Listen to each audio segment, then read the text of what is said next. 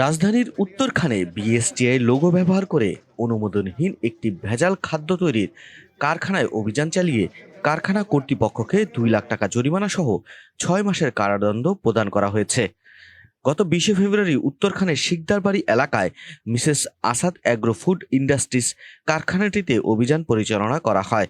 অভিযান পরিচালনা করেন সহকারী কমিশনার নির্বাহী ম্যাজিস্ট্রেট মোহাম্মদ শোয়েব আতউল ইভান। কারখানাটিতে lollipop, chocolate, mango drinks, orange drinks, সরিষার তেল, চা পাতা সহ বিভিন্ন ধরনের ফুড ও ভেজাল খাদ্য পাওয়া যায়। সহকারী পরিচালক ভূমি নির্বাহী ম্যাজিস্ট্রেট মোহাম্মদ শোয়েব আতুল ইভান বলেন, গোপন সংবাদের ভিত্তিতে আমরা এই অভিযান পরিচালনা করি।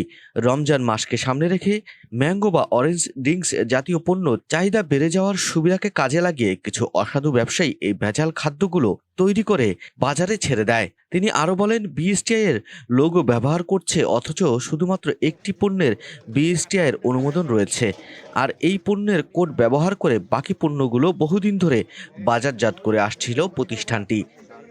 সম্পূর্ণ অবৈধ প্রক্রিয়ায় এই কারখানায় ভেজাল খাদ্য তৈরি হচ্ছিল। এ সকল বিভিন্ন অসঙ্গতি থাকায় অপরাধে কারখানা কর্তৃপক্ষকে 2 লাখ টাকা জরিমানা সহ 6 মাসের কারাদণ্ড প্রদান করা হয়েছে। অনুমোদনহীন কারখানাটিতে কোনো কেমিস্ট পাওয়া যায়নি। Mrs Asad agro food industries মালিক মোহাম্মদ শাহিনুর মিয়াকে উত্তরখান থানা পুলিশের কাছে হস্তান্তর করা হয় এবং ভেজাল সকল মালামাল কারখানার সামনেই পুড়িয়ে দেওয়া হয়।